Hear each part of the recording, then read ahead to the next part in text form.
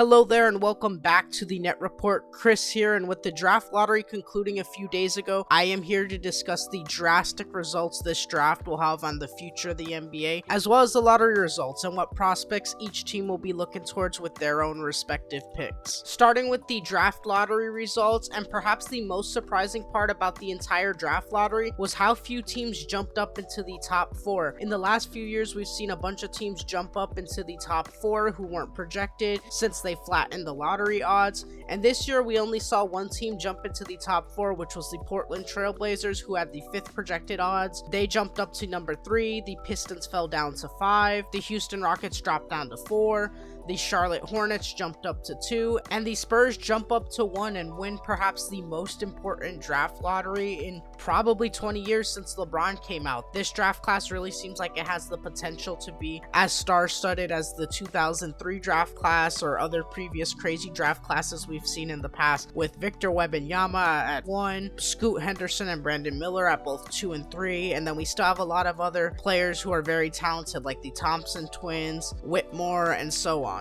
And going back to the Spurs, their whole fortunes change here, landing the number 1 pick, being able to draft a generational prospect like Victor Wembanyama. A team like the Spurs get the grand prize after finally deciding to jump ship and trade DeJounte Murray and Derek White last year, finally committing to a full rebuild. At first glance, the Spurs seemed like one of the more unexciting places Wembanyama could land.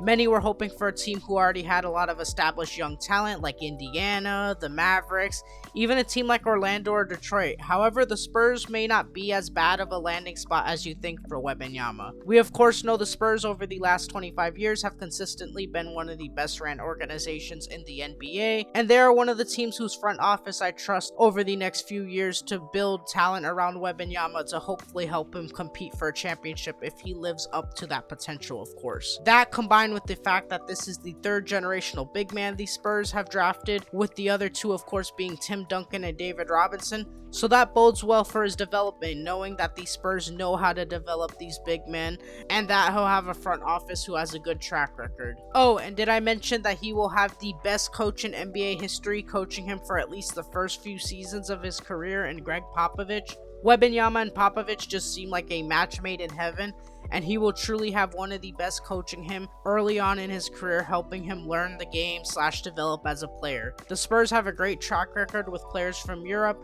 and Victor being from France, I expect his game to translate well right away, especially with the Spurs organization. Like I stated earlier, there isn't a whole lot of talent on this team, as they only fully committed to their rebuild last year. However, they still have plenty of talented players who get very underrated, such as Keldon Johnson, who has gotten better every year, averaging 22 points per game this season, rookie Jeremy Sohan, who had a very solid rookie season, a solid 2-way guard in Devin Vassell. So there's definitely hope for this Spurs team going forward, and a lot of talent outside of Wembanyama, especially from a Popovich-led team who you know he's going to get the best and most out of these players. Hopefully they're able to continue rounding up pieces for this team over the next few years, because Wembanyama on the Spurs has the potential to be scary for the league if managed correctly. All in all, there were a few other landing spots I thought would have been potentially more exciting for Wembanyama.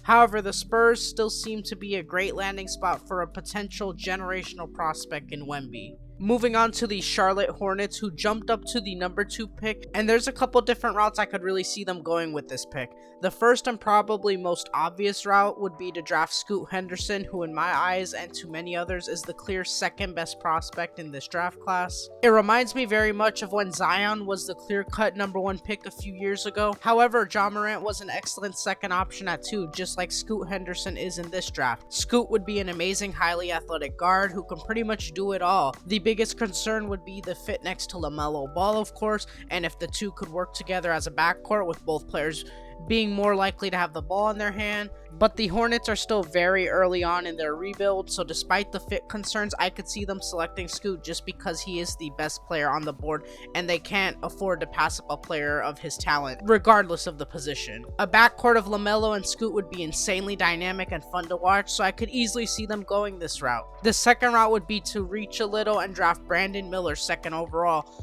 if they truly believe he can develop into a very great wing to pair alongside LaMelo Ball.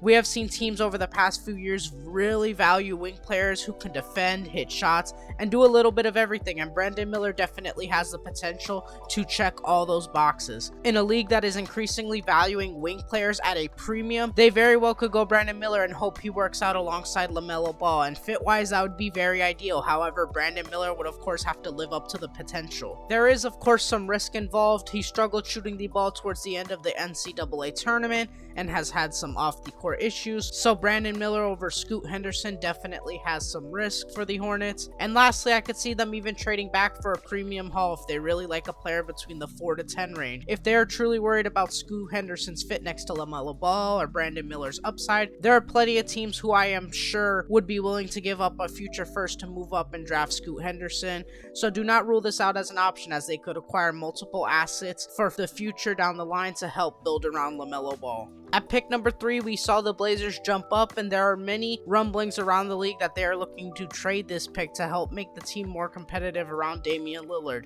And I think this is just an awful mistake that could set Portland back multiple years. They will have the chance to draft one of either Scoot Henderson or Brandon Miller in a draft where there is a consensus top 3, and trading that for a win-now player when this team has so many holes just seems like a super short-sighted decision that will not end up working out well for the Blazers, especially given the rumored stars they might be trying to trade for. I've heard a lot of mock trades sending Pascal Siakam to Portland for the 3rd pick and Anthony Simons. Some have even mentioned a player like Zach LaVine may be available in trade talks. However, do the likes of Pascal Siakam and Zach LaVine paired with Damian Lillard make this team even a top 4 seed in the Western Conference? To me, that answer is laughably no, and I don't truly see them being able to trade for someone who is going to change their fortunes overnight and make them super competitive for Damian Lillard. If Brandon Miller is available at pick number 3, like according to many mock drafts out there, they should really consider picking him, and they could still try to either surround Dame with talent via free agency or an Anthony Simons trade, or finally, which I think would be the best decision, move on from Dame as a whole and get picks and assets for him while being able to still pick a player like Brandon Miller to really jumpstart your rebuild. All in all, this pick could either jumpstart a Portland rebuild or they could go all in with Dame, but that comes with the huge risk of setting your franchise back multiple years unless you can find the perfect trade, which I'm not sure if that trade even exists, to be honest. At pick number 4, we have the Houston Rockets, who unfortunately for them fell out of the top 3. However, it is not the end of the world for them. While it is disappointing they missed out on prospects like Victor Wembanyama, Scoot Henderson, and Brandon Miller, there is still plenty of talent on the board with the 4th pick. You have prospects like the Thompson twins, Cam Whitmore, and so on. I personally really like the fit of an Amen Thompson or Cam Whitmore on this team, especially if the James Harden rumors are true and he may be on his way back to Houston. This is all speculation, of course, but a lineup of James Harden, Jalen Green, Amen Thompson / Cam Whitmore, Jabari Smith, and Sengun may not win many games right away, but it is definitely a fun and very exciting lineup to go into the future with. While it is disappointing they did not get into the top 3, they still have quite a few great options at pick 4, so Houston fans, there is much optimism to be had. Moving on to the 5th pick, we have the Detroit Pistons, who just had absolutely brutal luck in this year's lottery, falling all the way from the 1st best odds to the number 5 pick. This feels like an absolute backbreaker for a team like Detroit, who really could have used a top 3 pick to pair alongside Cade Cunningham and Jaden Ivey after being the worst team in the league this year. However, like I said with Houston, there are still some great prospects in this range. I think the Detroit Pistons should honestly go best player available here, so whether they think that's a Cam Whitmore, one of the Thompson twins, Jarris Walker, or so on, whoever their scouts conclude is the best player on the board is who they ultimately should go with. It is a bummer that Detroit missed out on the top prospects with the worst NBA record. However, they will have to make the best of it, and it goes to show that ever since flattening the lottery odds, tanking does not always work nowadays. Outside of the top 5, I'm going to highlight a couple interesting teams in this year's lottery and not go too far in depth with every single one just because it's super hard to project what may happen outside of the top 5 due to possible trades, which prospects will fall, and so on. Next, we have the Orlando Magic, who are a very interesting team in this draft, holding picks 6 and 11, We could see them either try to trade up in the draft with those picks or even possibly try to trade for a more established two guard to pair alongside Franz Wagner and Paulo Banchero. Or if they don't find the right trade, they'll be able to add 2 more young prospects to their already impressive young core, which will be huge for them going forward. You have the Pacers at pick 7, probably going best player available to help out Tyrese Halliburton and this team take the next step towards the playoffs. They were very good until the Tyrese Halliburton injuries, so hopefully a great draft pick here will help propel them towards the playoffs and take that next step. The Mavericks keep their pick at pick 10, which is huge for them. They'll finally be able to add a young piece to help out Luka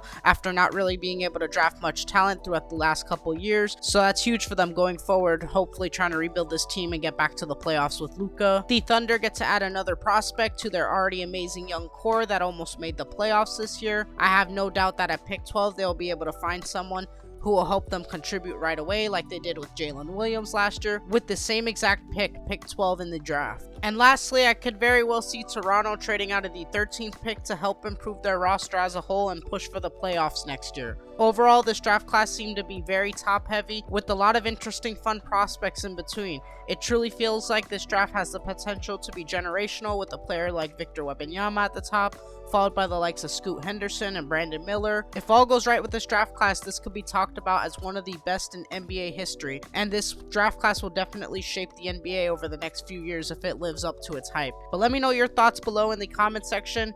Do you think this draft will be generational?